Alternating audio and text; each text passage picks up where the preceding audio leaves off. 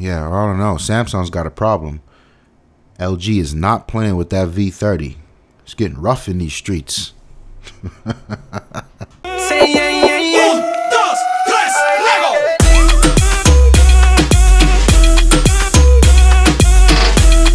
What is the deal, beautiful people? It's your boy Ramon, Lifestyles Defined.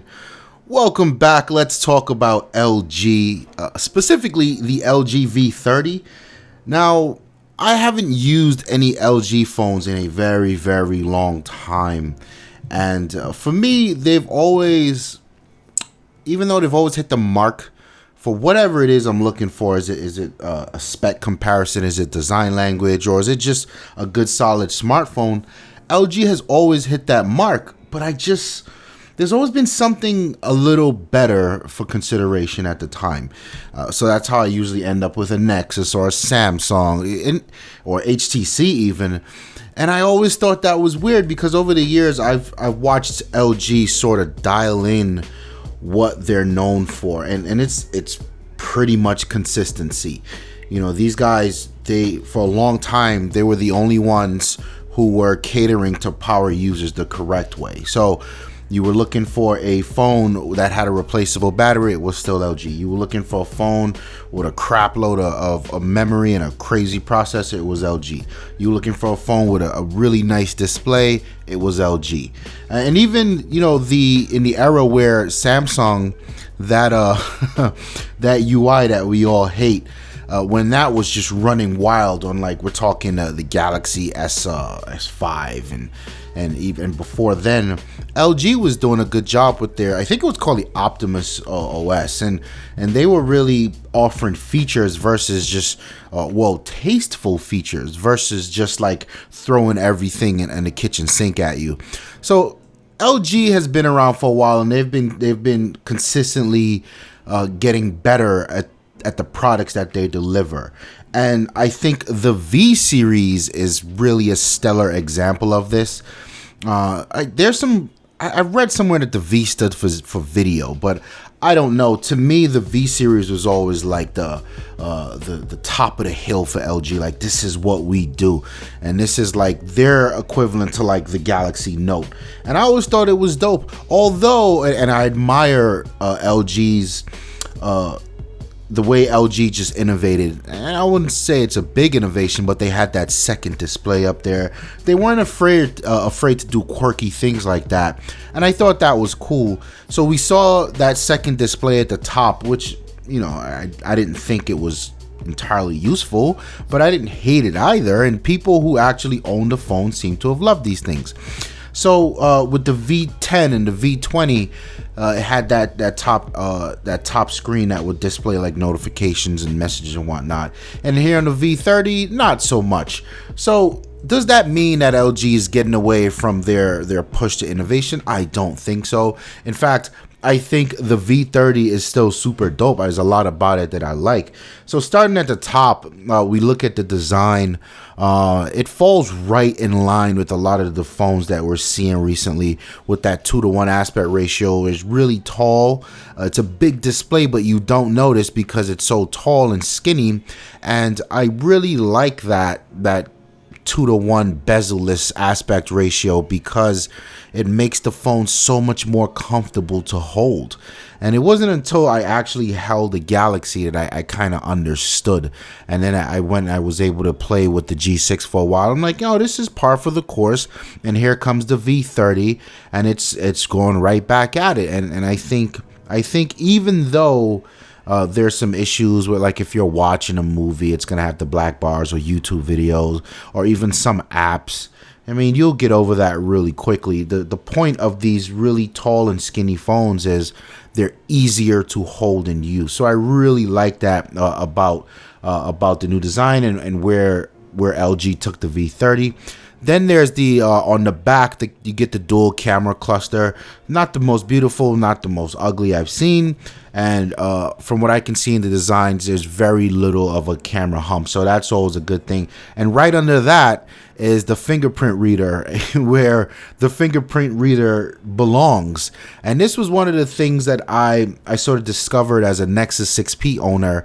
And, you know, that's Huawei's MO, is how really amazing it is to have the fingerprint reader on the back in the middle of the phone. Like, this is where your supporting finger when you're using the phone just naturally lands, and it is a joy to have it there. And Samsung, god damn it, Samsung.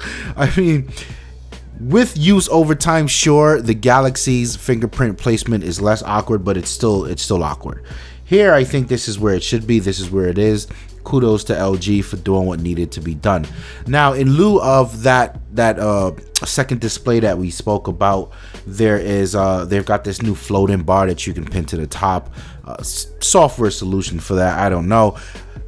From what I've read and what I've seen and speaking to a lot of the V series fans, they really did love that second display. So I'm curious, if you are one of those people, I want to hear from you down in the comment section how you feel about LG pulling out of that second display. And does by at first glance, you know, you've seen some of the videos by now of this software floating bar. Does this offer a solution for the lack of that double screen up there? So let me know. And then the last part of the design is obviously it's a unibody design, super sleek, super beautiful with the curves and whatnot. But what does that mean? No removable battery. Okay. Some people may or may not like this. I mean, if I'm going to use the reports from the LG G6 as any benchmark, battery is not really a problem with this phone. So maybe LG nails it, but you really can't argue with people who just are used to having 2 and 3 batteries with them, because they're not anywhere close to an outlet for days at a time. You know, this becomes a problem. And of course, you could always get a power bank. So there are ways around it. But again, I think LG's consistency has always been catering to these little things that people often forget about. You know, when Samsung and all the other manufacturers, HTC, were making unibody designs, LG was saying, no, we're going to make it look like a unibody design.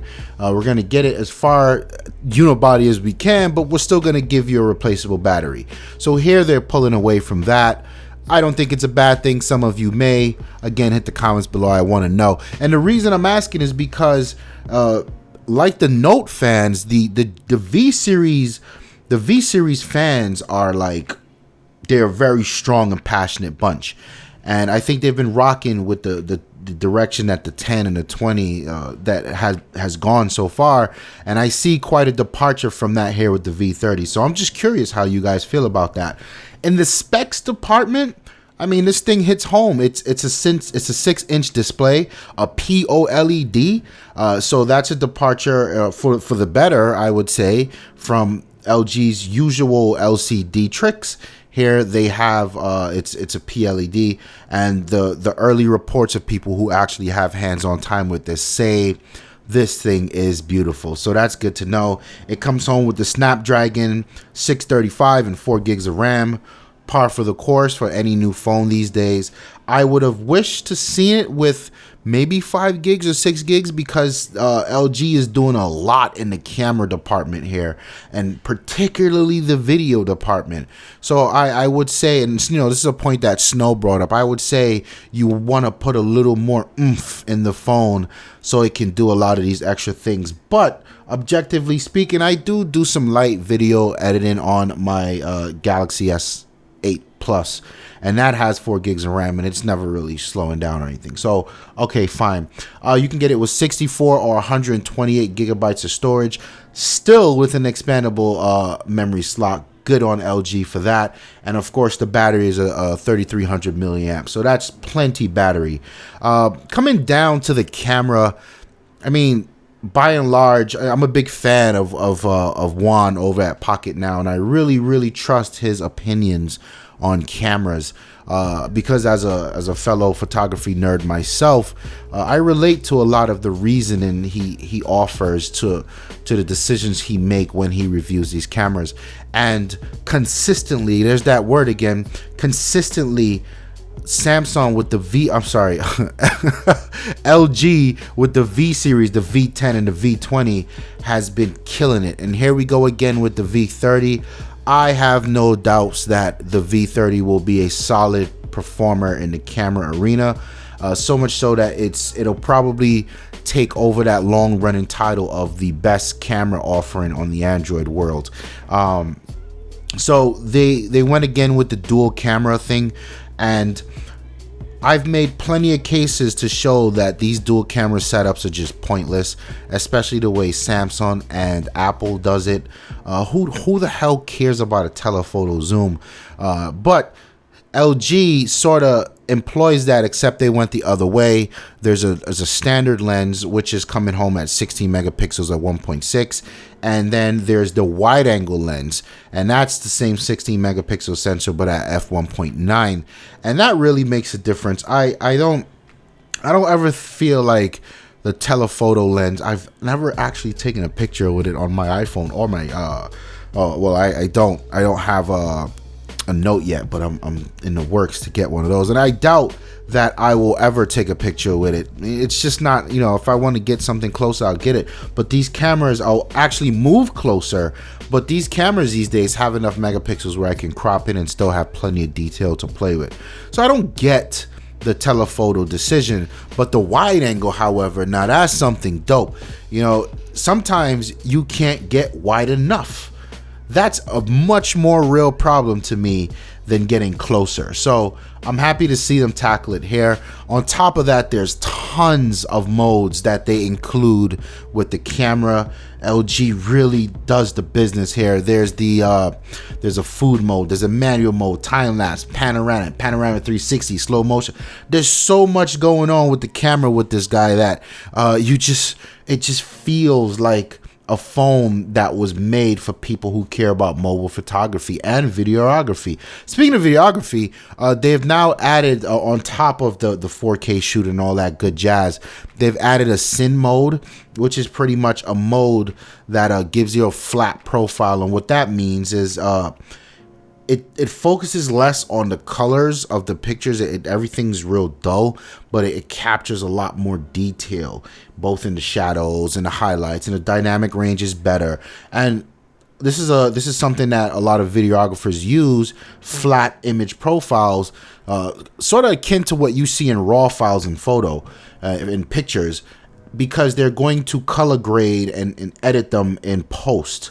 So it's interesting to see that LG is doing that here, and that's interesting because I don't remember seeing any really powerful video editing apps on Android that'll let you take advantage of this workflow, a flat image and then color grade it later. But I mean, this is par for the course if you're gonna drag that image off and throw it in Premiere or Vegas or Final Cut wherever you do your editing. So that's also cool. I really like LG knows their stuff there.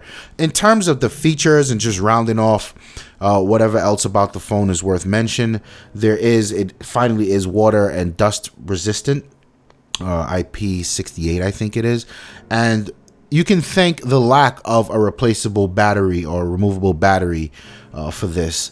And to me personally, I would give up a second battery for this waterproof, and just that, I shouldn't say waterproof and water resistance, just that added bit of security, I would give that up. And of course, a serious camera on the back of this thing, it's dope to know that it is protected if you go out in the rain, in the mud, shooting and that type of stuff, that it's still gonna be okay.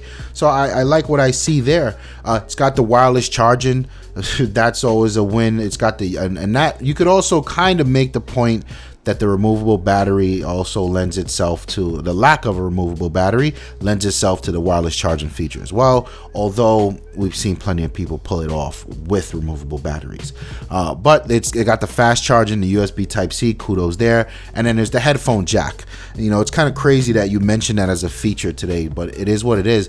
And which I'm really waiting to get one to hear for myself. This headphone jack comes with a DAC. I think it's a 24-bit DAC. And again, you see LG really focusing in on what I would think of these power users.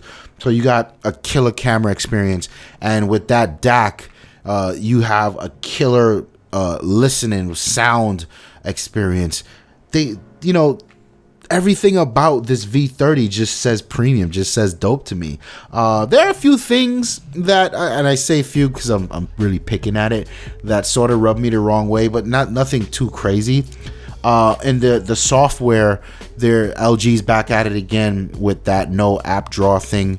I believe there's a way to actually turn it off in the settings, but not a big deal because the minute I get the phone, I'm throwing a Nova Launcher on there and I'm proceeding as is. And I really like Nova Launcher because Nova Launcher really helped me tame my Galaxy S8 Plus. And if you can tame Samsung, then LG should be no problem. So I'm looking forward to that. And one thing I would mention is I have seen a lot of complaints in the past with LG phones where they just sort of slow down over time and they're really susceptible to that Android lag in a few months. I haven't seen, I tried looking for it, I haven't seen much complaints about that with the G6. So hopefully when this guy hits the market, you know, that's all ironed out and this guy is just a champion all around. But now I've got a decision to make. Do I go with the Note 8 or do I go with the LG V30? But anyway, hit the comments below for all you V-Series fans. I want to know where you stand with this guy. Are you happy?